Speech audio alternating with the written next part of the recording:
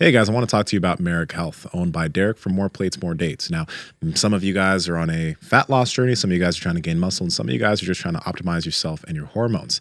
That's why Marek Health is so great, because you can get your blood work done. A lot of us don't know what's going on under the hood as far as our cholesterol, our testosterone, our hormones are concerned, and you need to get that checked multiple times a year. That's why we've partnered with Marek, and we have something called the Power Project Panel, which has 28 different labs. And if you do get the Power Project Panel, they'll actually be able to partner you up with a patient care coordinator that will go through your labs with you and advise you on what you should do. So, Andrew, how can they get it? Yeah, you guys got to head over to marekhealth.com/powerproject. That's MAREK health.com/powerproject.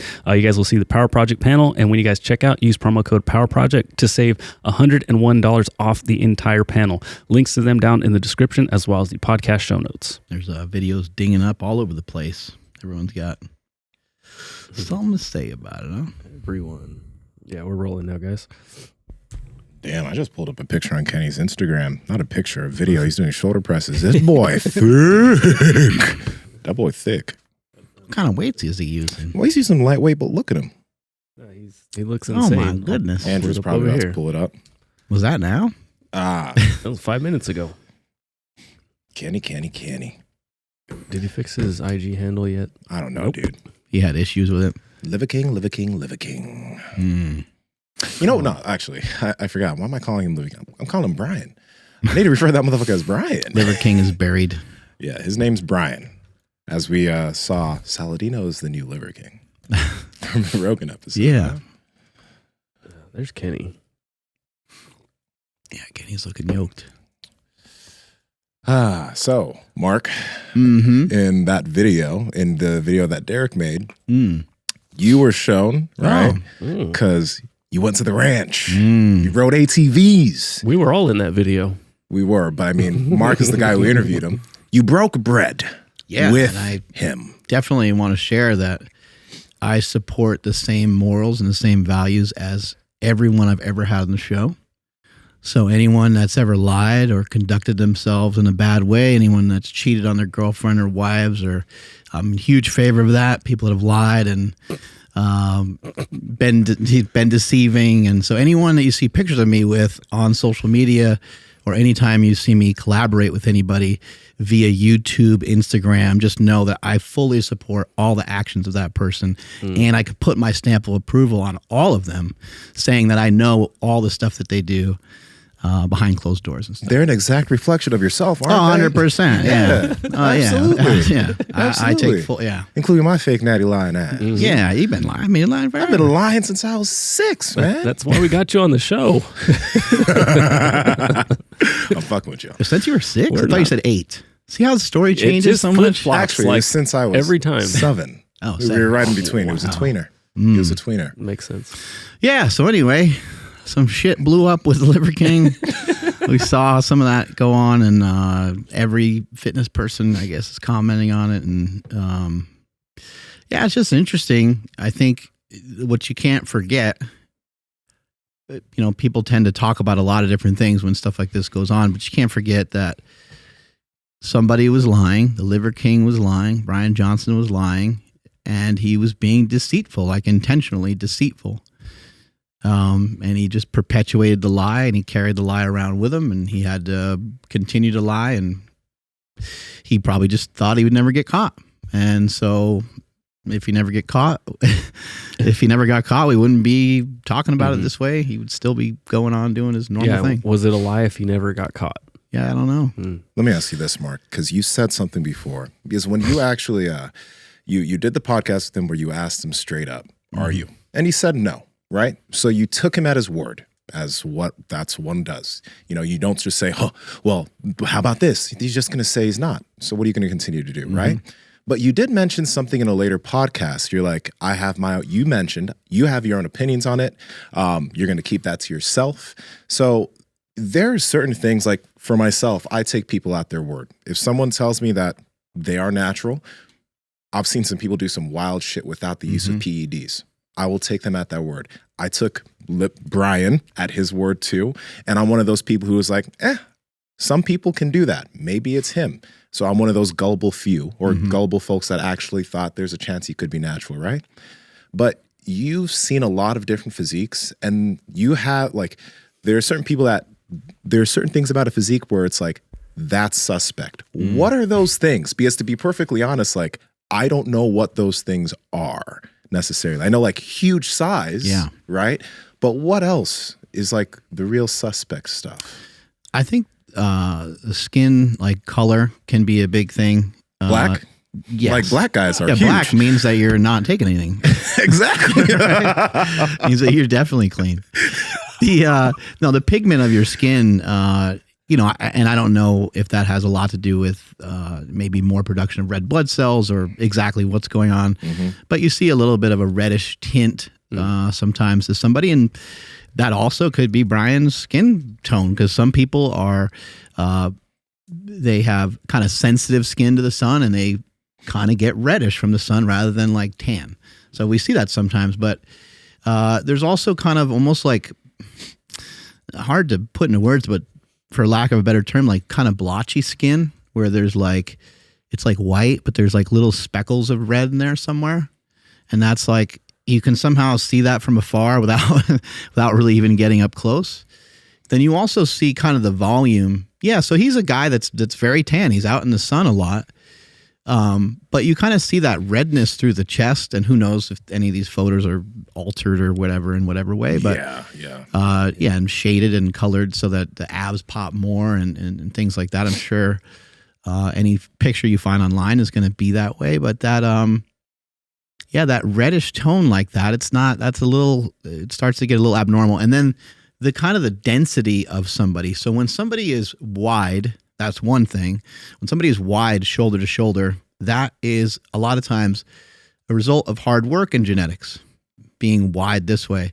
But when you start getting wide from like front to back, especially through maybe, and this is all just completely made up by me, this is not any scientific thing, but anything between like the belly button and like the chest kind of plate, like almost up to the shoulders, when you see that kind of thickness on somebody, it's a little bit more rare that you see that from a natural guy. That's actually where natural guys can usually kick a lot of people's ass, because they can be like real tight through there and slim through that area. And so when you start to kind of see that thickness through the abdominals, there definitely could be somebody could think, oh, maybe there's insulin, or maybe there's growth hormone going on, or maybe it's just years of testosterone use. For me, it's always the GH belly look to it. Yeah.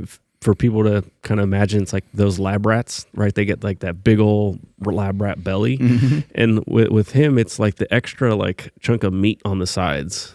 That kind of like, I don't know, that's for Bill me Maeda personally. has that. So that's, I have a question for you, Andrew. Bill Maeda looks a lot different than this, though. I know he looks different than that, but I know many people who have quite thick obliques. Okay. So I'm wondering, like, that's obliques. Like, I could get the GH belly, but strong obliques. I was just saying, like, there's just more mass there. Like, it just seems like there's extra meat where normally it doesn't. In natural guys, we're not really going to see it that often. I think, just put more simply, like, there would just be 10 to 15 pounds less indirectly almost in that area, from like his shoulders down to like his hip bone, basically, which is a lot of weight. Yeah. Question for you guys. He's like 185, right? Yeah, he's 5'6", no 185. I could be wrong, but that's what I've heard. That's from what I've heard. He's like 5'6", 185, 190, which is thick for a 5'6" individual. But again, we now know he was on a ton of shit to get there. But we do also know some naturals who they might not have the 3D look, but they've built the same or more amounts of muscle than him. That's why I find it interesting how everybody, and I think there's an aspect to it where he got so big, not physically, but so big on social media so fast. And he did have this sort of look that everyone's making these videos of course we all knew Liver King was taking drugs. But it's somewhat of a weird thing where so many people are like, yeah, of course, because there are people that can do it. I'm not saying it's okay that he lied about it. That's not what I'm saying. But what's going on here, I think what's going to happen is that since he's been outed, and it is overall a net good that he's been outed, there's going to be a lot of people that might actually not be like Liver King or not be on drugs that are going to be compared to him. Like, hey, look at Liver King. So then how's this person natural? How's this person natural? I don't know. I just think that could be somewhat of an effect. Well, Rich Froning, elite level athlete. Everybody says he's on drugs, you know, but we're pulling up a picture of Rich Froning for those who are listening right now. It depends on like what pictures you see of somebody too. You know, Matt Frazier and a lot of these CrossFit people come to mind. They kind of are in that similar category where they're the same height, very similar weight, and in some pictures they look, you know, they look like superheroes. Sometimes they look completely shredded. I think in the Liver King's case, the darker, you know, the kind of darker skin, the reddish skin tone that you may have seen in some photos. And then also the vascularity is a big part of it too. You know, most people that are natural, they don't really walk around with a really pronounced bicep vein. Might be a bicep vein there, you know, here and there, but it's not like just like you see how his is like, you know, you said it before about me that my veins look angry. They kind of look angry, like they're like out. And even when it's cold, like even when it's colder temperature, I mean, he's out in just like whatever temperature with no shirt on. Normally, even if you're pretty jacked, and sometimes even if you're on some shit, if it's kind of cold out, like your veins are like, they're kind of hiding. So again, I don't know if that's blood pressure. I don't know what the mechanism is that's behind that. It also does have a little bit to do with your age. He's in his 40s. And so that amount of training, you get that kind of muscle maturity.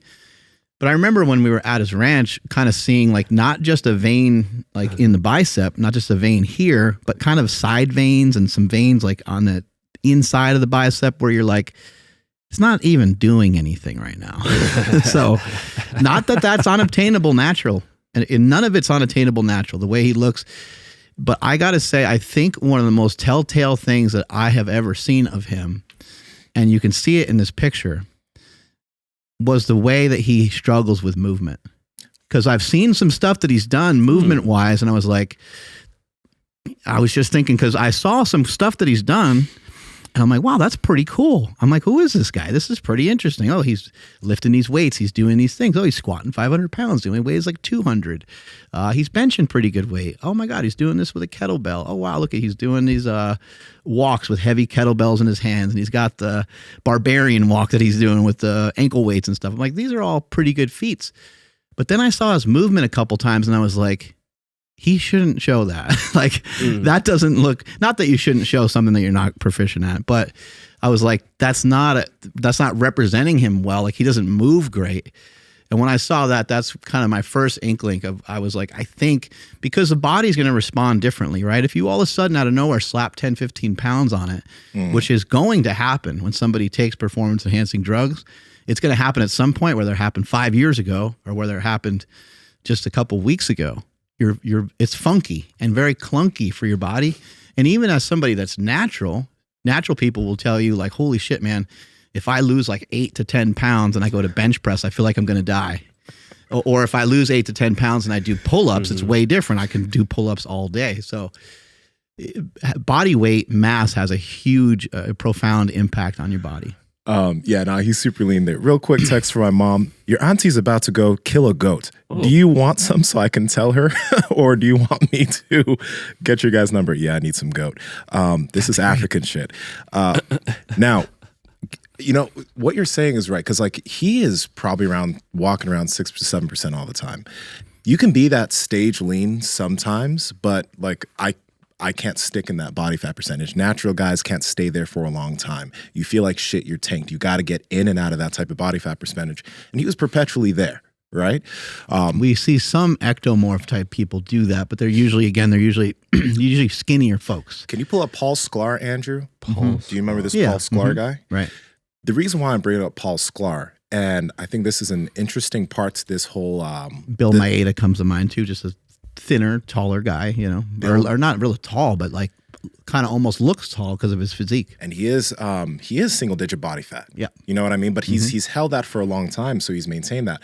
So Paul Sklar is interesting because he came up on the Rogan episode with Derek, right? Greg Doucette has made a video about Paul Sklar, calling him out, saying that he's not natural. There's no way you can do that at that age. But he did something with Derek where he got some tests done and blood work done to show that he is natural. So So right here, this is where the nuance is, guys, because again, we do not look how different those two pictures look. Sorry to interrupt. Oh, go ahead. Yeah, just, I think depending on like the type of photo that you see from a particular individual, it could be really drastic on how different somebody looks. And that's another thing too. What you'll notice is that somebody that uses performance enhancing drugs will look kind of the same. Like they'll get a pump and they might look kind of crazy, but the natural guys really change a lot. Like when you're in the gym just earlier getting a pump, I mean, you always look great. You always have tons of muscle on you, but then the veins pop out and like kind of everything's all coming together. And it's just different. It's hard to describe to people, but I think a natural person going from a no pump to a pump is different than a person that's on shit that goes from just kind of sitting there statically, not really doing much, to then getting a pump. And but this is why I do like the way you handled the situation with Brian when you did that podcast with him. You asked him, he gave you his answer, and you're like, okay, because Paul Sklar, Greg made a video about him. Mm-hmm. Greg called him out and said he was on drugs. His whole audience started believing that this man was on drugs. Now, I think he did some stuff with Derek. Finds out he's actually a natural guy. He was talked about on Rogan. Rogan looks the picture of Paul Sklar up. He's like, that's a good showing of what a natural person can do. But my mind thinks that the only reason Rogan said that is because it's been confirmed that Paul is natural. Because I would go as far as to say if he saw that picture and he didn't know anything about Paul, he'd probably say that guy's on juice because he had no prior information. You know what I mean? People have this knee-jerk reaction when they see certain people online, and I totally get it. But it is an unsafe thing, like what Greg did with this guy, to literally tell your whole audience that this isn't possible when actually, for some people, that is. I'm not saying that the Liver King thing is wrong, but I'm saying that like, that's why I appreciate that you didn't just say, oh no, you're not natural or you're on drugs. Even though now we know he was, and I was one of those stupid fools who took him at, I was like, okay, maybe he is. But what else are we supposed to do? Like some people it's fucking obvious. And for many people, they believe that it was obvious with Liver King. But there's too much nuance. There's too much genetic variability to just look at something and be like, you're too big to be natural, and then just judge them on that. Does it help? help? Tough thing to call, just to completely just judge a book by its cover. I always say that's my unfair advantage in life. I grew up with great parents. They told me not to do that. Don't judge people by their height or their color or this or that, and don't just go lumping people into some idea that you have of them and for them without getting a better understanding of them and without communicating with them. When I talked to Liver King, I felt like he lied, but I didn't know, like, what do I, I mean, I'm not on a witch hunt to like hunt anybody down. I feel comfortable about myself enough to not do anything like that. I don't care. It's his business, right? So he said what he said. I just left it at that. The same way I interview anybody else. Like, I don't know if someone's childhood story that they share here on the show is true. I don't know if they were fat and now they're in shape, and I don't really know. I mean, sometimes we have before and after pictures, and that's nice to know some of that, but we don't really know. Just like anybody else that has a podcast, you don't really know all the information that's being shared, whether it's all true. But when you run into a situation like this, what happens is you start to wonder, is everything the Liver King ever said a lie? The stuff about his kids, that's why they started the diet. Is his wife natural? I mean, you start to get into a lot of stuff. You're like, man, well, hold on a second. I don't want to go and judge all these other things, but it does make some red flags pop up. I don't know if there were fans that were following along that were really believing in particular things. I wonder how much those fans will believe in anything else that he says. I think that we all can agree that, eating meat seems like a healthy thing for most people to do. And for people to do some of the other stuff he says, where you're getting some sunlight, and he's got other recommendations that we've heard talked about at length on other podcasts and on this podcast. But now it's like, I don't know if I want to try to, I or anybody else, you want to take the time to try to sift through after you got burned by somebody, or you just say like, I'm just really not going to listen to this person at all anymore. Yeah. What I was going to ask you guys is like, does it help? Like when you have these, a lot of people saying that Liver King is obviously fake Natty. Does it help anything for you to believe or disagree with that? Meaning like, oh, I want to get in better shape. Let me figure out what he's doing. Oh, but they're saying that he's on steroids. Okay, I'm just going to go ahead and believe that. Like, does it help or hurt? Like, what I'm saying is, like, does it help anything if you believe the hype that he is on steroids? Does it help if you believe Brian's on steroids? Yeah.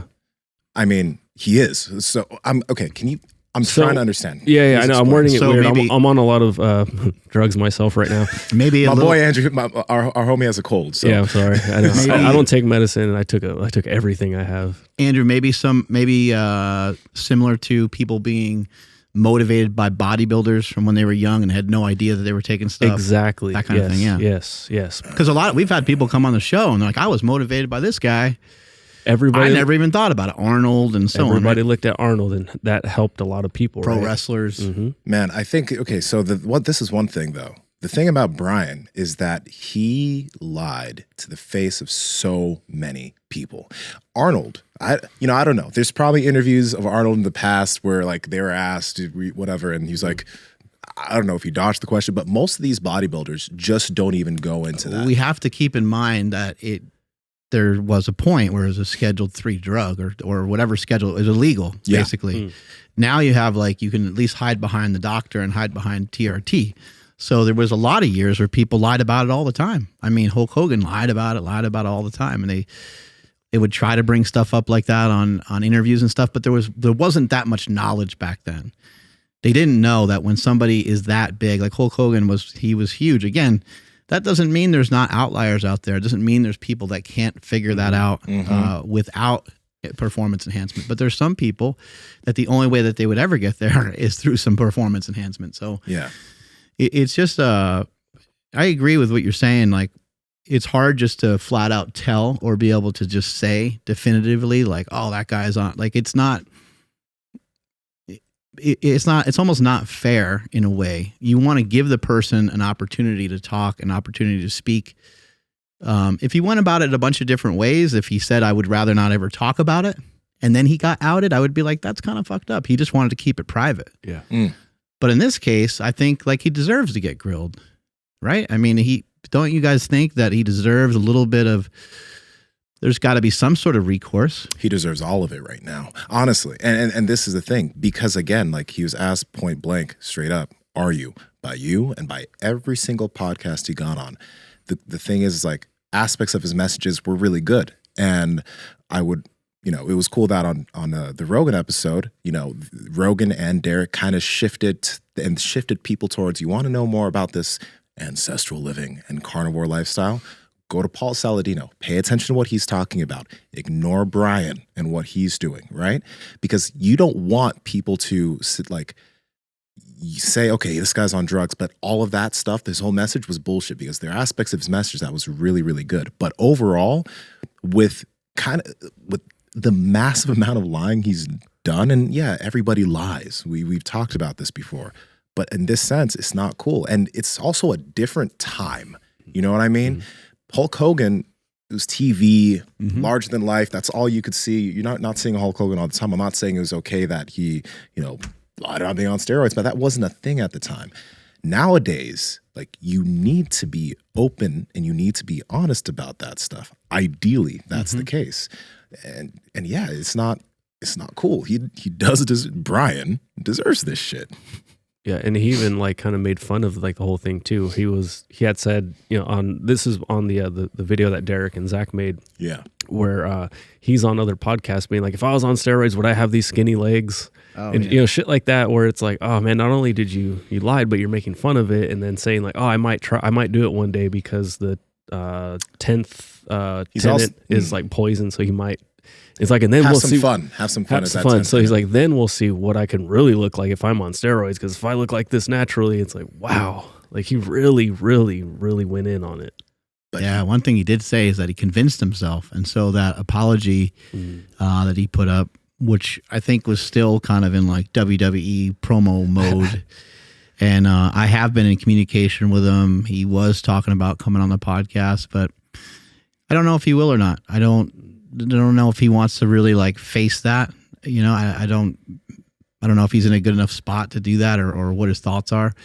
But I do know he's like trying to work on it. He's trying to like apologize, but I don't think he'll be able to like really apologize his way out of this. I don't know like what I would do in that situation.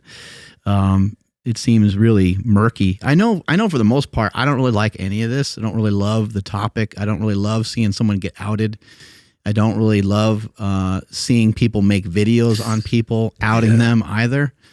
However, it's like this guy was lying to people and he was potentially taking a lot of people for a ride. So, you know, did he need to be stopped? I could totally see people's point in why they would want to stop that. And I could totally see a reason. That sounds valid enough. Like he's I mean, I guess in a way if he's profiting off of it, I guess in a way it's like, that's just unfair to the consumer. Thing about Brian though, is he's a high performer, man.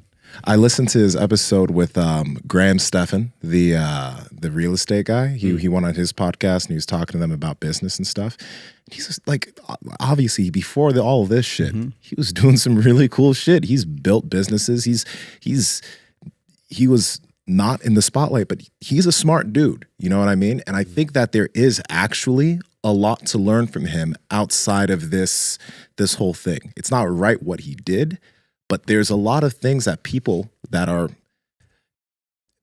learn from him, even if you dislike him. And I'm not a fan. I don't like him, but there's things to learn from the dude. And one thing that he did too, Andrew, and you kind of touched on this, is not only did he go on and he said, oh, if I was natural, would I have these small legs? But he also, I think he referred to things when it does come to aspects of drug use as subprimal. You know what I mean? Like he did that us versus them type of thing to build his thing. Like, oh no, that's subprimal. Or these subprimals think I'm on drugs. These subprimals this. And now it's coming back to bite him in the ass, because it's like, you know, here when we talk about this shit, we don't do an us versus them thing. We're trying to learn from a lot of different people. We're trying to take away from that type of stuff. But he really dove into that, which is a great marketing tool, right? But you know, it's all those subprimals are coming back to kick his ass. He kind of caused this on himself. He brought this onto himself. Yeah, I have two, like on the financial side of things, two questions. Because he had said that he was already very successful before Liver King came to be a thing, and when Liver King did become a thing, his businesses were already, I think he said like 15xing every year on the year, some shit like that. Will we ever know whether or not Liver King did actually boost up sales for him? Yeah, we're not going to know much of anything. We don't even know if he has a great business. Yeah. We don't know anything anymore, right? Okay. I mean, that's kind of the way I look at it. Like, I was there, I saw everything, but I don't know if it's generational wealth. I don't know where it came from. I don't know if it's, most of the time, my experience has been, I've been around people, they talk about what they do and they hype it up. And then I talk to somebody else and they're like, oh yeah, he's part owners with so-and-so and so-and-so and so-and-so and so-and-so and so-and-so. And I'm like, oh. They're not the guy. Yeah. And actually so-and-so started it. And I'm like, oh, that's a lot different than what I heard. Again, still not knowing the truth, but you start to hear these things a lot in our industry. And then you're like, okay, well, I'm sure the company does well. If the company makes $100 million, that's cool.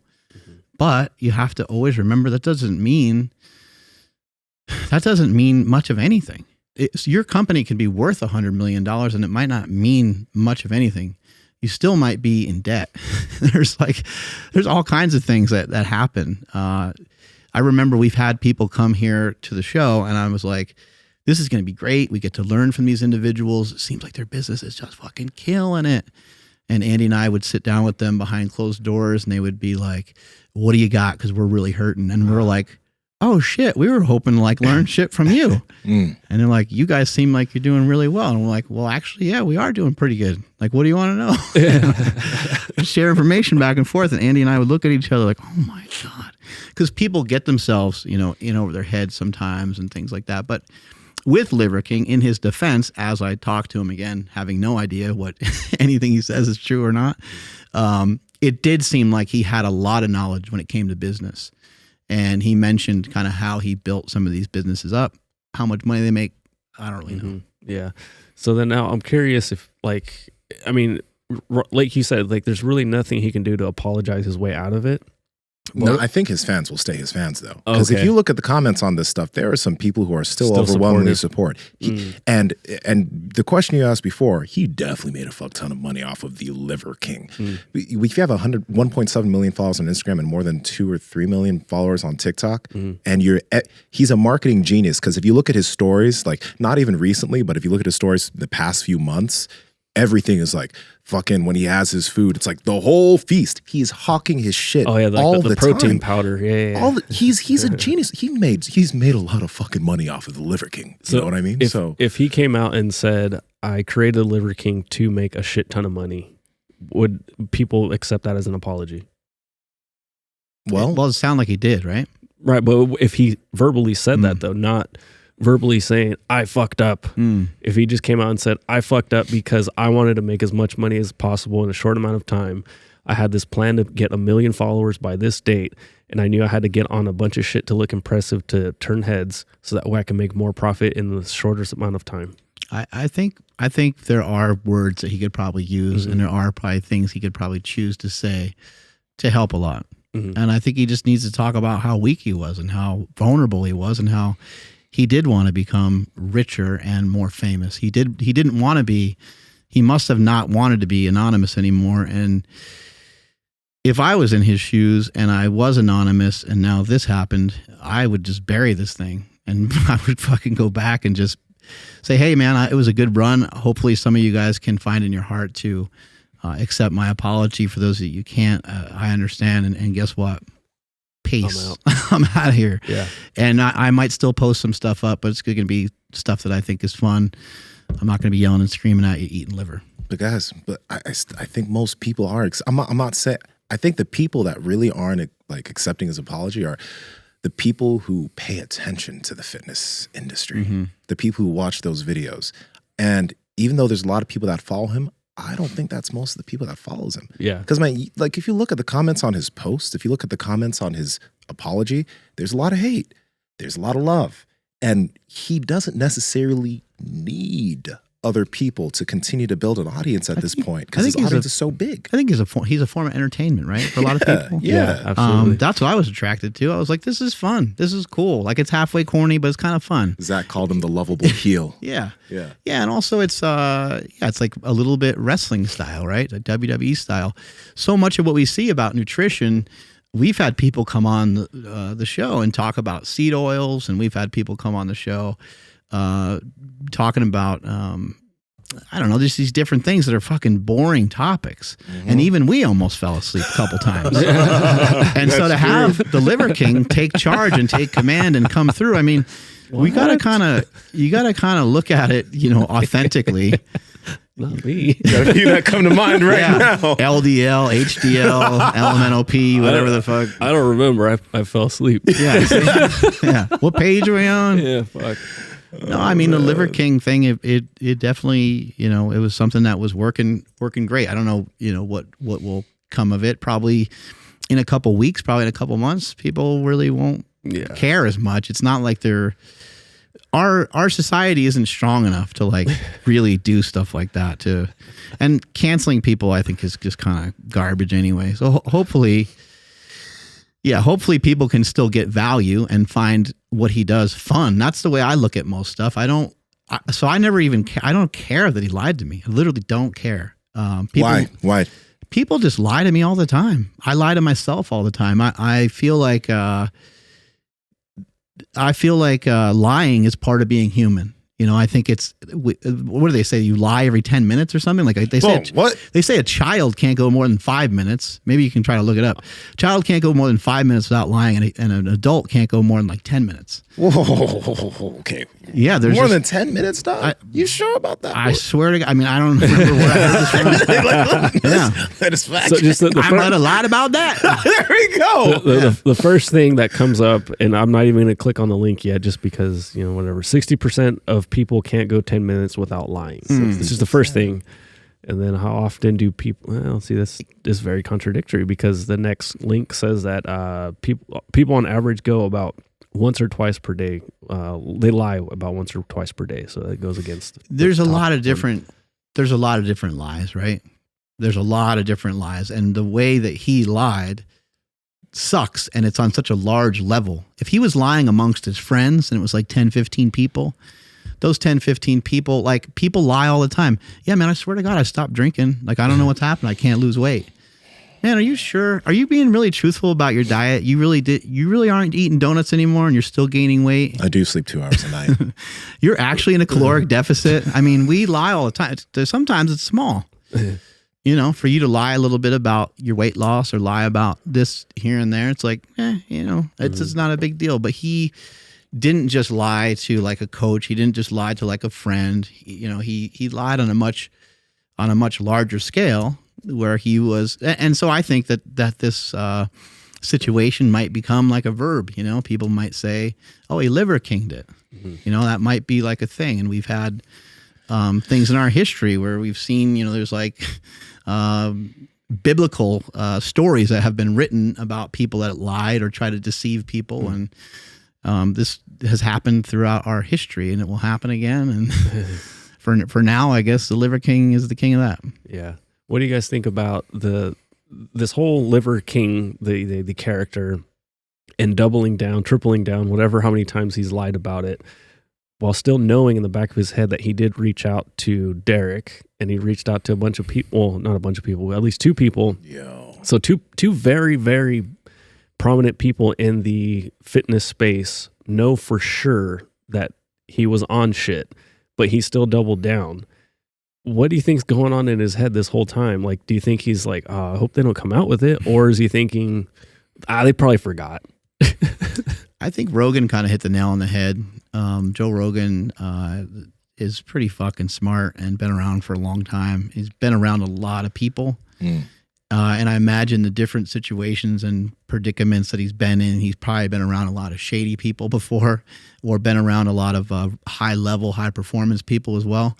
And in the case of what you see with the Liver King, I think that he's somebody that apparently he did blow up these businesses and he got a lot of people around him, but I don't think there was ever anyone to tell him right or wrong. And you saw a similar thing happen with Donald Trump. And I had a conversation with my son about it one day because my son's like, I can't believe that you are, I'll just say, I can't believe that you're in favor of Donald Trump in any way because you're a very rational person and he seems like an irrational person. And he's like, I don't know why he continues to do what he does all the time. And I said, Jake, think about it. It has worked time and time and time again, all the way to the point where he's the president of the United States of America. So I think you can act a particular way and you can get really, really far in life. However, you can also have situations where you turn into a fucking monster because there's not someone around you to say, you can't talk about people like that. You can't say that. You shouldn't be doing that. And so I think that is kind of the case of probably what happened with the Liver King is he probably just, we talked about earlier how good it feels to have a pump, like you feel invincible. Imagine feeling invincible with everything that you say and everything that you do, you start to feel that it turns to gold. Man, every video I make has hundreds of thousands of views. Man, look at how quickly I got past these veteran fitness people who've been doing this for a long time. That must have pissed a lot of them off. I went flying right past everybody. And now they hate me because of my success. And it's like, no, they don't hate you because of your success. They hate you because I think they're seeing something fishy. And they might be right. And they turned out to be correct. Mm. You know what? There's a lot of conspiracies going around. People are thinking like, oh, this was done on purpose. And he's like playing 4D chess with everybody. And one interesting thing though is like, Andrew, going back to what you said, like, as he's been doing all of this, he knew that he had this back and forth with Steve, right? Steve made a video about this whole thing where he released Steve made an email about how he, why he released all this stuff. And then there was still that thing in Derek's inbox, which who knows if he knew, but like there was this smoking gun there the whole time, right? Right. And the thing is, every single fitness channel is making a video about him. Everyone's talking, everyone's saying something. And even though from people that pay attention to people in the fitness industry are like caring, there's still going to be a lot of people that are going to go follow him because of all of this. He got on Rogan pretty much. Yeah. Less like Rogan's mentioned him here and there, but pretty much now he was talked about on the biggest podcast on earth. Negative press, yes. But then there are going to be people who go from Rogan to his profiles. Negative press. And they did say, they're like, well, we know the supplementation of like liver and stuff can be beneficial. They did mention ancestral supplements and like Paul Saladino. There's a lot of stuff in there. So where you're like, yeah. And he and Paul are in business together, or were in business together. I don't know what's happening with any of that, but think about this. I'm thinking. He was down under this whole time. No one knew about him. He comes up, kills everyone, gets millions of followers, right? Now everyone hates him. I'm not saying this was planned, but now people hate him. Ancestral Supplements is like getting all this new press. Paul Saladino is getting all of this new press. Right now, he's still with Ancestral. So if he's still with that supplement company, and let's say he disappears, but now Paul is the man, who's still making money? Yeah. Yeah, liver. Yeah, right? I can't think of any one person that said, oh, the 9 ancestral tenets, while some of them might be weird, they will all generally probably do pretty good in a normal person, right? Well, whoa, good catch. Liver King is his daddy in this situation for Paul, because he can't detach himself from him. I was thinking the same thing. Because I saw another video where somebody was talking about like, oh, now Paul's gonna cut ties with him. I was like, yeah, if I pissed off my son, I don't think he can go anywhere right now. So I had the exact same thought. God damn. Yeah, I mean, and maybe he'll figure out a way to rectify the situation. Yeah. But it's interesting. You see the same thing happen when somebody finds out the practices of, let's say, Apple. And you're like, that's disgusting. I can't believe they do this, this, and this. And that's a fucking shit company. But then you go and buy like this watch or this thing, and you're not even really recognizing that they also own that company. They also own the company that makes the chip that's in your, Yeah. And you start to like go down this rabbit hole. It gets similar with Liver King. He owns multiple businesses. So if you really hated him that much, you would have to do a deep dive. And is anyone returning the money that they're making off of Liver King? Liver King is causing a tsunami of fucking money for everybody in the fitness community, including the very video that outed him. Those guys are going to make a lot of money off that video. Yeah. They could have not monetized it, but they chose to monetize it, right? So everyone's living high off, including us. We're talking about it right now. People are eating. It's helpful. It's great to have somebody that came in with so much energy and so much excitement. Like none of that stuff changes. And the fact that he got highlighted and stuff, one thing I hope doesn't happen is I hope that there's not more and more distance between the average person that's 30, 40 pounds overweight and the fitness person, because I already feel like there's too big of a gap. And I've always wanted to try to close that gap, because exercise and being a fitness nut can be weird. When I was a power lifter, I always was well aware. That's where the slingshot came from. I was well aware of how weird it was to wear a bench shirt and the squat suits and all these different things. I was very aware of how weird that was. I'm also very aware of how weird it is to inject yourself with a hormone just to get bigger and more jacked. I recognize how weird and strange that could be to people, but to me, and Derek said it on Rogan, which, by the way, Derek did an amazing job on Rogan. That was an incredible show, so people should really listen to that. He did a great job of saying what the basis of lifting weights, and the basis of taking performance-enhancing drugs, they both start in a similar spot, and it's a spot of self-improvement. So for some people, yeah, maybe they don't feel great enough about themselves, and they want to kind of inject themselves with this thing because it's going to fast track the situation or whatever. But man, we cannot fault people for wanting to be better. We cannot fault people for wanting to do better. And for some individuals, it was the case with me. At 25 years old, I was like, I really think I should go for this because I love this shit so much. I love training. I've trained for a long time. I did a lot of different types of training. I got myself in pretty good shape. I could probably figure out stuff and lose 3 pounds and gain 4 pounds and have these shifts and get a little stronger. And who knows how far I would have been able to take that. But at that age, I was like, I think this will give me the boost that I want. And it sure as hell did. I went from about 220 to about 240 in a pretty short period of time. It wasn't all muscle. I got kind of bloated and stuff too. I had to really pay attention to my diet and my nutrition. But anyway, back to the main thing of what I was talking about is this is a thing of self-improvement for a lot of people. And I hope that TRT is just taken very seriously. I hope that people don't just kind of wishy-washy, be like, I think I'm going to do some TRT. And they get their blood checked once and they hop on testosterone, and because it can be addicting. So I hope that people take that decision very, very seriously. But I also hope to God that people don't think that you can't achieve fucking shit without taking stuff. Because that to me, that's the worst. Like, I don't know. It kind of breaks my heart because I remember how good lifting felt in the beginning. And I got it with running. You guys got it with jiu-jitsu where you have something new.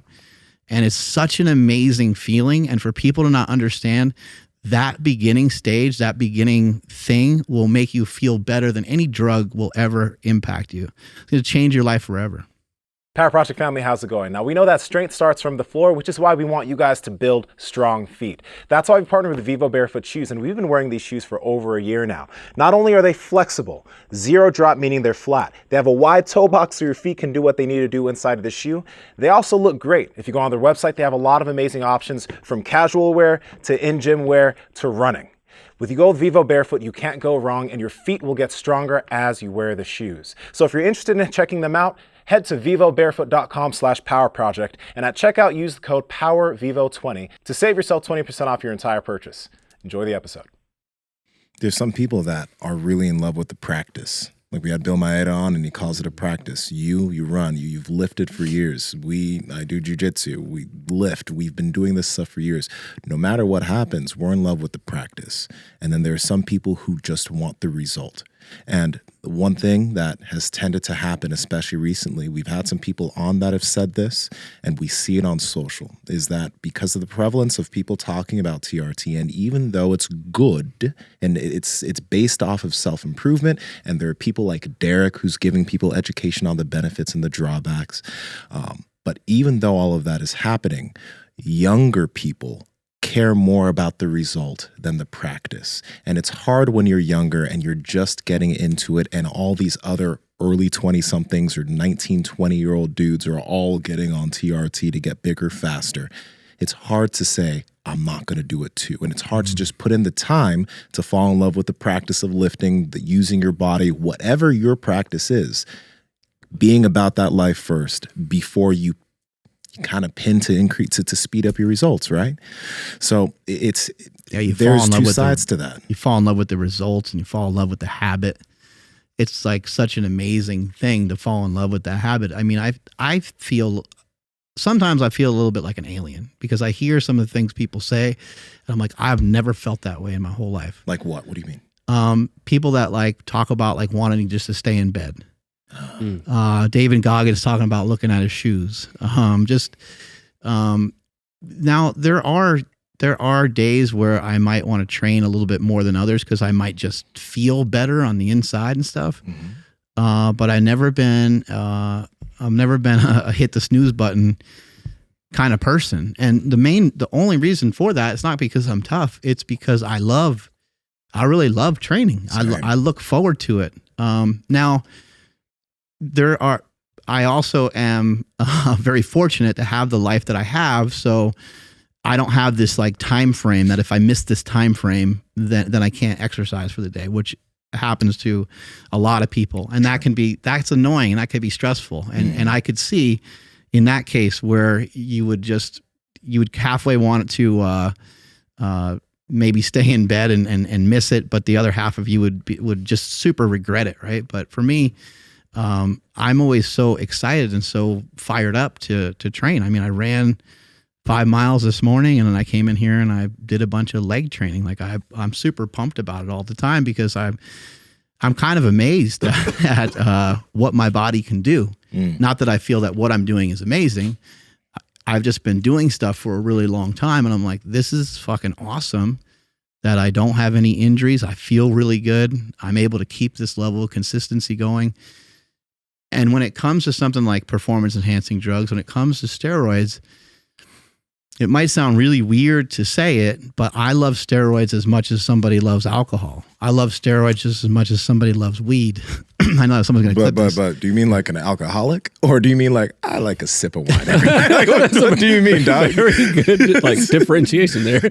Yeah, I don't know. Judge it whatever way you want. You motherfucker. Well, look, so that actually brings up a good point. Like, you need to drink a certain amount in order to get a certain feeling, right? In order to get a buzz. So, I kind of like riding a little above the TRT dosages because, again, I'm going based off of how I feel, and I am going based off of my blood work. So I'm not haphazardly just like blasting tons of shit just that I'm like, I feel great. So it wouldn't be in the alcoholic sense. It would be in the sense of like, anyone that drinks here and there on the weekend to, further enjoy a party or further enjoy something. So I know it sounds like such a strange thing to say that I love it, but I really do. And to me, I don't even put it in a different category as even a morning cup of coffee. Like, to me, it's all similar. Like, it helps make me feel better. And I guess people get enamored with the pro bodybuilder, and they get enamored with the NFL player that gets busted, and they get enamored with the guy that got the gold medal ripped away because he was found using steroids, and they kind of make it sound like the guy was like shooting heroin or something like that. Yeah. Andrew, were you about to say something? I don't know. Well, go ahead. You can go ahead. This is something that I was kind of thinking about after what you said, because we've seen some pictures of Brian before the Liver King thing. And I mean, there's this young picture of him when he was like maybe in his early 20s where he was big. He was jacked. Like, he was jacked before drugs. Definitely not as jacked, but jacked, right?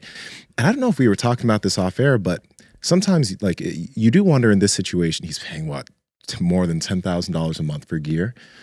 Why he felt that I need to do all of this so I could build this following. You feel that you need to be a certain size to then turn into the Liver King, the influencer, right? There's something rough there because that picture, right? Wow. And that's probably, I don't know if he's in his late teens or early 20s, but he's sizable there. Not as big as he is now, but he's sizable. And there's probably more development that can happen. But what I'm getting at here is this. We've been lifting and doing physical activity before the age of social media. And there were magazines where there were jacked people or whatever, right? But those were, there's an aspiration I want to get to that level. For me, it was Greg Plitt. I looked at pictures of Greg Plitt like, I want to look like that dude when I'm older. So I'm gonna fucking be in this lifting thing. Didn't know about drugs or anything. Nowadays, there is a rush. And even though people are like, Derek is, whenever he talks about TRT, he's being careful about it. He makes educational content about how, like, if you're young, just stay away from this for a while, put in the work, build the habits. We say the same shit. But even though that happens, a lot of young guys want to get into the fitness thing, be a fitness influencer and have their codes for Young LA and fucking, Gorilla Mind. They want to be like the influencer they look up to, but the influencer that they look up to that's also in their early 20s has been lifting for a little bit. It's like, all right, guys, I'm gonna be honest with you. Now I'm gonna start doing some TRT. I don't think you should do it. I think you should just stay lifting, but it's just my personal choice. And even though people are continuing to say that, they're continuing to give their TRT disclaimer, it doesn't fucking matter because that young 16-year-old that's now looking at what you're doing is like, oh, well, he's on TRT. He's on TRT. Well, fuck it, I'm gonna fucking do TRT. It's what everyone does, and that's their perception. So it doesn't matter all the things we say. Like, we should continue to help educate people on it and just help people try to understand, please be about the habits, because you don't need TRT in your 20s. You really don't. And you might not even need it in your 30s. I don't plan on honestly, I think I could probably go without it. But if I do get in a place in my 50s or 60s that I feel it's necessary, okay, I'll do some TRT. But the thing is, it doesn't matter. This is something we're going to see more of and more and more of at younger and younger ages of guys who can manage to get their hands on it. It's not going to change. And like, I was just thinking about that. And it's like, it's somewhat unfortunate that this fitness thing, you know, when we're talking about health and fitness, and hormone therapy is part of that if you're someone who needs it. But a lot of people who are getting on hormone therapy don't need it like the people who really, really need it. Now, I know an argument can be made if you're not feeling mentally, like if that's something that can help you feel stronger and better and you're in your early 20s, maybe it's a confidence booster. Maybe it moves you in the direction in life that you want to move into. But there's going to be a lot of people hopping on stuff that definitely don't need to be hopping on stuff. Mm-hmm. Why do you think it's kind of a moral thing? Like, where do you guys think that comes from? Do you think it comes from the fact that it is sort of illegal? Do you think it comes from the fact that it's like banned in a lot of sports? Like, where do you guys feel that there's like a moral thing behind steroids? I would say initially, early on as in like maybe 10 years ago, it was like the whole, like the baseball thing, right? Like, oh, they're cheating, right? They're hitting home runs and they're all on steroids. They're cheating. So that's where it got like a really, it's funny to say that steroids got a bad rap from, you know, sports and stuff, but especially in a sport where they say specifically that you're not supposed to take correct. it, which I don't think was the case with baseball initially. And I think that was a problem to begin with. So in Nsima, what was going on there is everyone was getting fucking huge. Like Mark McGuire, Barry Bonds. They were getting jacked, and everyone's just kind of like, oh, this is great. They're hitting 300% more home runs. This is so awesome. I wonder what happened. And then finally, you know, shit came out that they were all on shit. So that's where I would say, like, go back 10, 15 years ago, that's kind of what it was. Now it's just all about like the social media thing. Like, oh, buy this protein. Buy these supplements. I'm natural. And it's like, well, wait a second, hold on. No, you're not. Like, now you're lying to me. So that's where I think the biggest moral issue comes in today, is because everybody has something to sell, us included, and everybody has a brand. And if that brand is built on this lie, then everyone freaks out and they're like, no, this is complete bullshit. You know, the moral thing's interesting. Like, for example, myself, I've competed in natural bodybuilding where they test, right? Also, they don't test for some of the stuff you took, though. That's why I fucking hate your guts. But doom, gotcha. That was so good. That was good. So good. That was good. Great. I also compete in jiu-jitsu, but also I've been lifting for so long, and I got to a certain size early on because I was already 7 years into lifting before I started competing, that when I found out about stuff, I was like, number one, I don't need it. Number two, it's too complex. So before we get to the moral thing, I don't think enough people think about, maybe they do, but side effects of this shit it's not cute. I don't think it's cool to have smaller balls. I don't think it's a bad thing. Smaller balls don't matter, but I don't want, that's too complicated to have to take certain things to counteract certain things I'm taking. You want to be able to stick your balls in that pussy mug. Oh, yeah. All in that pussy mug. Yes, of course. Let me take a sip real quick. What if they get too big? You won't be able to fit them in there. Plus, my girl likes my balls. But like, there's a lot of side effects. It's a complex process. And I think that because it's communicated so simply, like, your body doesn't produce certain things because you're taking certain things exogenously. Certain people have really rough side effects. For me, there's just so much to deal with on that end that it's just like, how about you just lift and eat for a while? And the tough thing is, the tougher thing for more people is, again, nowadays, you're looking at everybody who's doing the things that you love to do. When you were lifting and when I started lifting, social wasn't a thing. You weren't constantly comparing yourself to people that were doing the same thing. You got some people around you that are about that life, but it's not everyone in the world who's better than you. So there's a pressure now for guys to do this fast. And it's not fast. Muscle gain isn't a fast thing. So that's why it's like, it's tough for people now. But the moral side of things, if you're an athlete who competes in a sport that tests for stuff, you shouldn't be doing that. But also, I don't know, man, like, if you're just a guy who's trying to gain some muscle, I get if you want to do it faster. I get that testosterone will make it a faster experience. But the thing that's... Maybe take it as a challenge and see what you can do. because I'm trying to think to myself, for a young guy right now, why would I tell him not to? Because like doing that will speed up your progress probably. Take some tests will speed up your progress. You'll gain muscle faster. You'll recover faster. There's all these things. There's a bunch of side effects. But the things I talk about is not sexy. Falling in love with the habits of the gym, all the things we talk about, getting good sleep, dealing with your habits. Like these things will pay off, but it's not an immediate payoff. And that is something that is tough because with all these, with the supplement side of things or the PED side of things, there's immediate payoff. And it's hard to convince people that that's not the ideal route to go. Getting it now, because we all want it now, right? I think there's one deterrent that's pretty good, and that's it can mess around with your sex hormones. That's what you are injecting. And, you know, being married makes things a lot easier.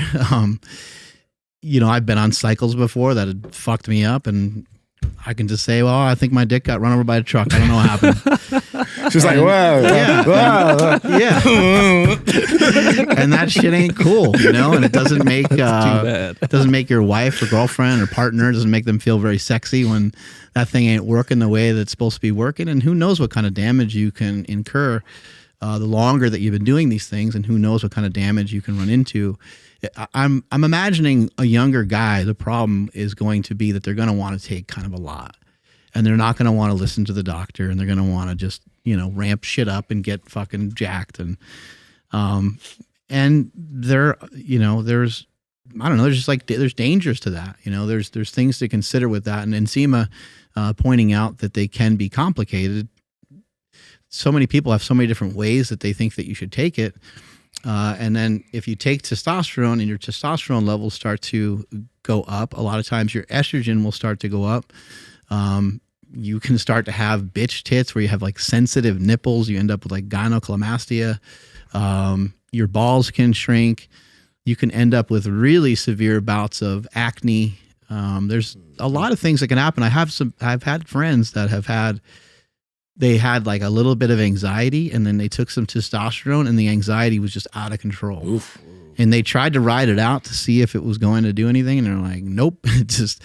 It made them overly anxious. So there are definitely things to really consider, but I just think what it can do to your reproductive organs is like, as a young person, like that is something that you really need to pay attention to, because like, what if your shit doesn't come back, or what if it impacts your ability to have a kid? And you've always wanted. For me, I've always liked kids. I come from a big family, and at most Christmas parties and stuff, I was always playing with the younger kids or messing around with whatever baby was around, and I was always like, "Who the fuck is this?" Because somebody's always making a baby in my family.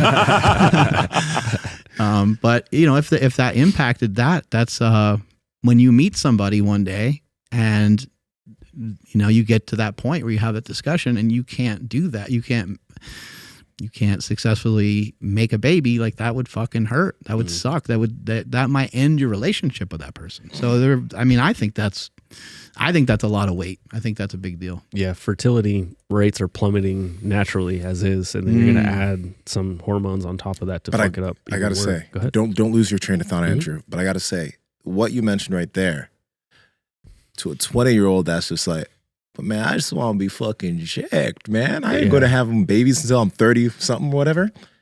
It's not that, like, that's not a deterrent, because there's so many people that put this information out and they make it sound so simple, right? When it's not that simple. That it's just like, that's why you just got, I wish there were statistics on this. Like, I wish we could really understand, because you see it on TikTok. Like, you see all these guys getting on TR, like these young kids getting on TRT on TikTok. But I really wish we could understand, like, how is it affecting younger men? How many young men are really that are interested in this, the fitness and building muscle? How many of them are choosing to do that, right?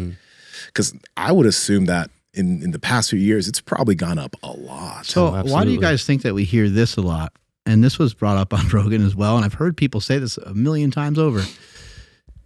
People will be like, yeah, that shit's fucking cheating. It's stupid. And then somebody's like, well, if there was a movie role that I could get because I got all jacked, maybe like that makes sense. To me, that's a really interesting statement, because that's just someone like chasing fame and chasing like a legacy. Like if I get in this movie and I'm super jacked and I get this role, that'll go down in the history books forever, and I'll be famous and I'll be amazing. So why do you guys think that you've heard that before? Right? I'm not making it up. No, yeah. Yeah, if they want me for a role of Batman, then yeah, I'm taking all this shit.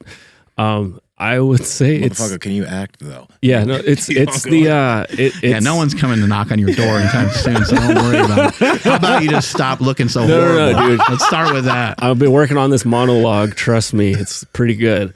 It's the crutch's crutch. So what I'm saying is like, okay, people talk about, oh, I would look that good, but he's on steroids, so I'm not going to look that good because I'm not going to take steroids.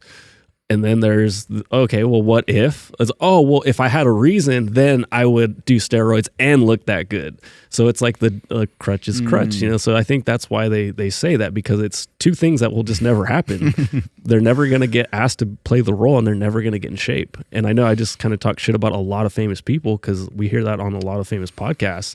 But that's what I would say to that is just like, there are two things that are just not going to happen. So then they talk shit about both. Can you pull up Kumail Nanjiani? I want you to pull up Kumail Nanjiani because everyone talks about him, right? And I mean, okay, this is a situation where it feels kind of obvious, right? It's like I can't be like, you know, man, maybe Liver King could. I look at Kumail Nanjiani's transformation like, oh, fuck.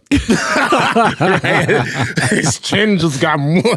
Guy just got fucking chatted out. But the thing is, Kumail Nanjiani was a massively talented writer, comedian, an actor who was now like, and I see the tough thing about this is Rogan and Derek had a great conversation about this. I think it like when celebrities are asked, what did you do? You know, Men's Health, what they do is they do a little kitchen, you know, what's in Kumail Nanjiani's kitchen? And maybe he has changed up his diet and he has changed up his lifestyle and he's definitely started lifting to aid him in gaining this muscle. But there was definitely some use of some performance enhancing drugs. And when it comes to the famous side of things, like the other side of media, right? They never talk about it. But him, I don't think there's a problem. Like, he is a professional. He's a professional actor who needs to look a certain way for a superhero movie role. Is it bad that when he's asked about it, he's omitting? This is one thing, actually. Rogan did mention this, too. They're never asked directly, do you take steroids in these interviews when they talk about their shit? They're never asked about that. They're doing lies of omission. They're just not saying it, which is something that people have been doing. Yeah, I don't even think that's a lie. If you just don't ever talk about it, yeah. I mean, some people call it a lie of omission, but also it's not a lie because you aren't asked. People are probably leaving comments of fucking syringes and fake Natty all over his social media when he posts pics like this, but he probably just doesn't engage those comments. These guys stay away from it. Fucking I do think in some cases it's like none of people's business, really. Now, again, if you're trying to sell something off of it, that is, you're trying to perpetuate that this is the way that you normally do things and that you have to mention that. I mean, I remember just doing an article with like Muscle and Fitness and stuff like that years ago. And I remember the guy asked me about my diet and I was going over the diet and I was like, well, you have to mention that I take T3 and then I take these other things. And the guy's like, I don't think that's appropriate for the article. I was like, well, you can't talk about my diet and my transformation without it. Yes. Wow. And so then he was like going back and forth with like the editor and they were like, like, we're not sure what to do. And ultimately, we didn't move forward with that article because I was like, I don't think there's no reason to talk about a transformation if we're not going to we're including all the food and we're including the exercise routine, but we're leaving part of it out that is really, really helpful. Like, it literally helped me a lot. I'm not going to deny that it helped me a ton. So we later just published it in Power Magazine and I could say whatever I want because that was my own magazine. That was your shit. Yeah. That's funny. I wonder if you could have saved it by being like, this will get you halfway there. The other half is this other shit that I was taking. That might have worked. Yeah. What the fuck was I going to ask you guys? I was going to say, I just want to add, you know, we have Derek coming on the show and I'm super pumped about that. And it's exciting. You know, something with the Liver King that I always found interesting. And I think one reason why why he caught my attention was because right away people were kind of mad at him for like being in shape and being wealthy.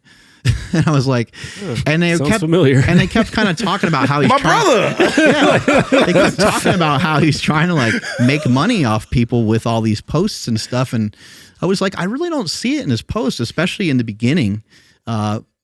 Most of his regular posts, I think it might be hard to find on Instagram, like in a regular post from him, or even in a reel, anything that puts him associated with ancestral supplements.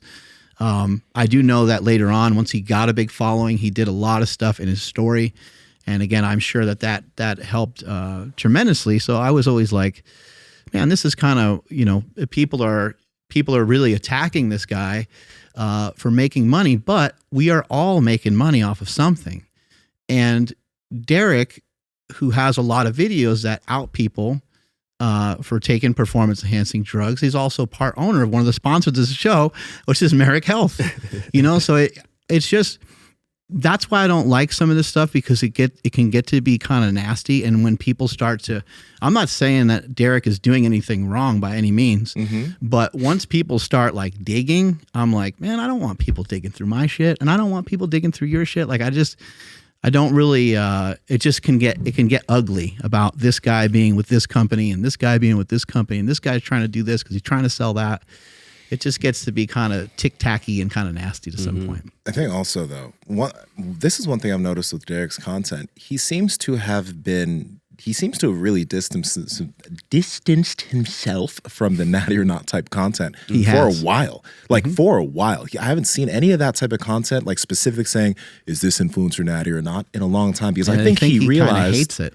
I think he realized like that there is nuance to it, because Greg's still been eating that shit up. Greg be eating off of Natty or Nots for forever. He's going to probably continue to do that shit.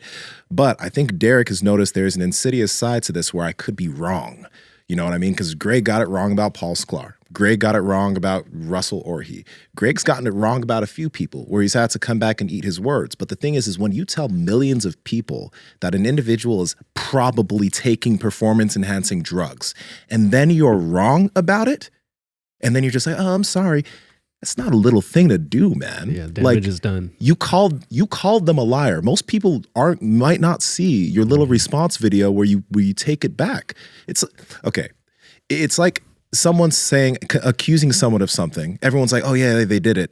But then a few weeks later, it comes out that they didn't actually do anything, but no one sees that shit. You've already given these hundreds of thousands of people the impression that somebody's a liar.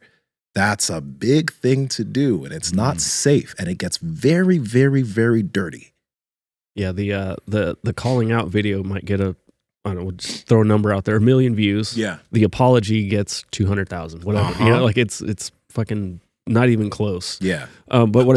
Go ahead. I wanted to respond. Your thing too. You kind of touched on it, Mark, when we were talking about Camille Nanjiani. It is kind of different with those dudes, because if you're on fitness and you're saying this supplement did this and this did this, but you are on PEDs, like that's a different thing than just being a movie star that's gonna fucking play a superhero and you're asked about what you eat. It's.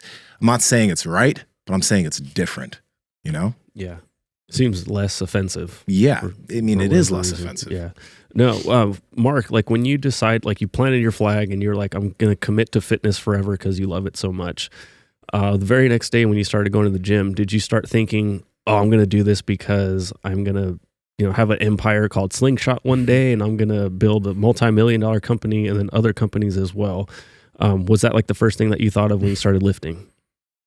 No, I never, I think that after I lifted for some years, I felt, because of my strength and maybe some genetics, I felt like I could maybe turn this into something one day. Had no idea it would be like a career or anything like that. Okay, so I asked that question because, like, in Nsima, you're talking about like, oh, how can we deter somebody? Somebody does see the young LA influencer and shit, and they're like, I'm going to get on the juice because I want to be that. Yeah. It's like, bro, like, give it a couple of years. You have no clue what you actually want to end up doing. You might even not even like fitness in like 4 years, right? Or like you might get into jujitsu and all of a sudden it's like, oh, now I'm on shit.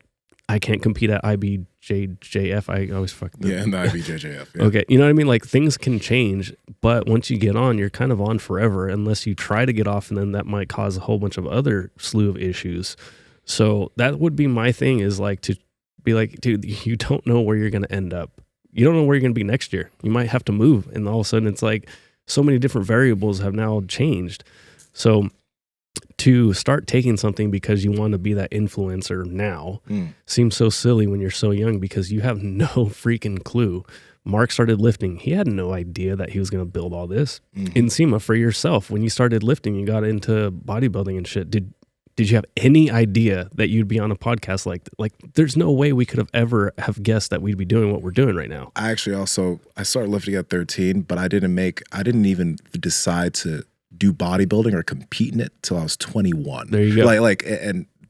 Before that, I had no goals of competing in it. It was when I was 21 where someone said, "Oh, you should compete." I was like, "Okay." Yeah. But I just loved lifting. Right. And then so that's the other thing. It's like, it is based off my experience, it is extremely easy to be very consistent, to be very motivated, and to have the very strong habit of going to the gym daily when you're on shit. I wish I had that same motivation before I ever got on something. So if you can develop that habit first, I know, again, that's not the sexy thing, but it is too easy to get motivated and be consistent when you're on something. And then when you're not on something, it's not maybe as easy. But what if you did fall in love with it so much that it became easier? Like, that's something else that you should probably be trying to get yourself to do before you ever try to get on something. And I know a lot of people are like, no, not me, bro. I'm ready. This is my life. It's like, okay, again, like, you've been at it a couple years. Give it some more time. It's so powerful that I reach out to friends and I'll tell them, you know, they'll have a family member die or something really horrible happen. And I'll say, hey man, you know, do your best the next couple of days, try to get around some good friends, but hopefully I hear that you're in the gym. Cause it's like when people love it, when they have been training, it's your go-to. No matter what the situation is, no matter how bad the situation is, you're like, oh man, this fucking sucks, but all right, I'm just going to the gym, and I don't know, maybe it's not the most spectacular day you've ever had in the gym, but you start to move around some weights, you break a sweat, maybe you get a little pump, you feel accomplished, and feeling accomplished, it never hurts. It will always help with just about everything. So developing that habit at a young age, I mean, I'm super proud of my son Jake, you know, watching him come in here, and he just kind of kicked the tires for a while coming through here, just always on the preacher curl machine. And, you know, I just would watch him come in. I'm like, don't say anything. Just fucking let him do his thing. It's his life. It's his own life. It's not your life. Let him fucking go. And it wasn't easy, but I did. And he's like, he loves it. He's, you know, I got home yesterday and he's cooking up his meat and I'm cooking up my meat in the pan next to him. And we got all the bodybuilding jokes all day long for Andy, and she can't handle it anymore. That's so good. That's fucking awesome, man. That's fucking awesome. I'll survive. But yeah. Anyway, I think it's, you know, it's good for us to come out and just say the truth. So I think I can finally say that this entire time I've been natural. I knew it. The stuff in Bigger, Stronger, Faster. I was hired by an ad agency to be an actor in the movie. My brother Chris, he's not actually my brother. He's my husband. And, you know, most of this has just been, I feel comfortable now. I mean, I've been friends with you guys for a long time, and the audience, you know, you're starting to get the gist of me nowadays. So I'm going to, So he was quitting? He left the building. Oh, he's getting some peanut butter. Oh, yeah.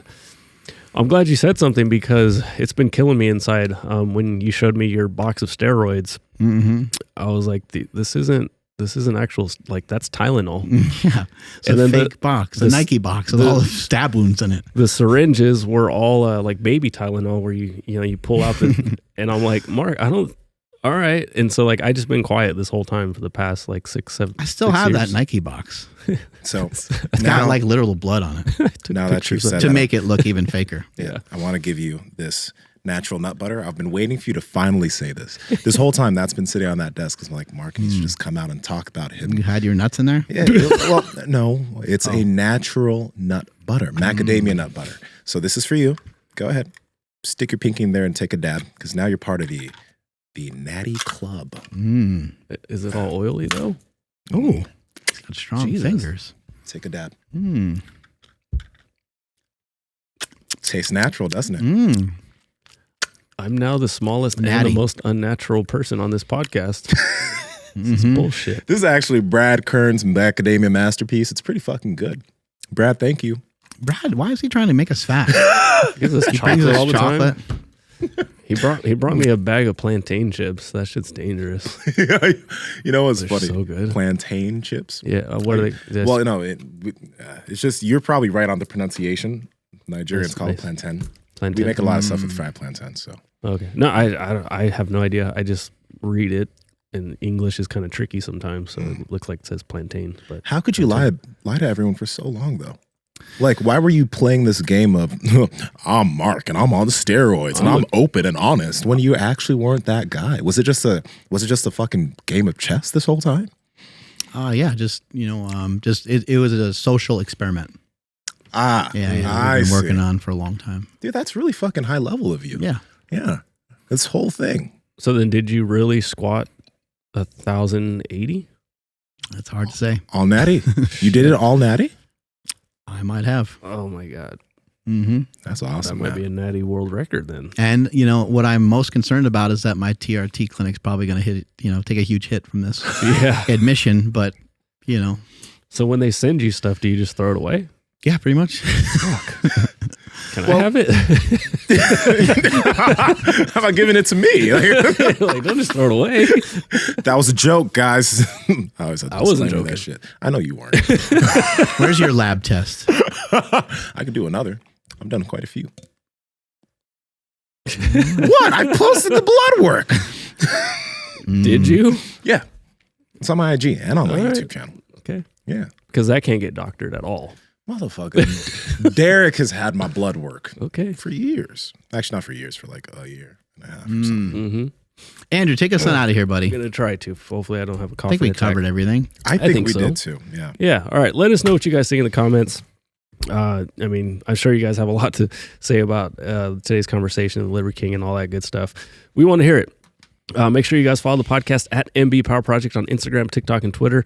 My Instagram, TikTok, and Twitter is at I am Andrew Z. And make sure you guys like that video or like this video on your way out and subscribe if you guys are not subscribed already. PowerProject.live for everything podcast related. And Nsima, where you at? Power Project Discord below, at Nsima Inyang on Instagram and YouTube, at Nsima Inyang on TikTok and Twitter. Mark? I got a smelly tip for today. Oh, do you? Mm-hmm. Let's smell it. Hey now. Hey now. I downloaded the Nike Run app, and it's pretty cool. You can actually run with somebody. They'll give you coaching. They'll kind of give you cues and all that kind of stuff. But you can see your time. You can see your pace. It's a good idea. Like if you're somebody that, let's just hypothetically say that you can run a 12-minute mile pretty easy. It's not hard for you at all. You can recover from it very easily. You might want to try just for maybe 30 minutes to run maybe around a 10:30 or a 10-minute mile pace. And when you have something that's tracking you and you keep kind of looking at it, you'll find yourself dwindling. Like you'll be going pretty good. You'll be going a little bit too fast and you'll slow down. And it's actually really difficult to pace yourself and try to go the same speed the whole time.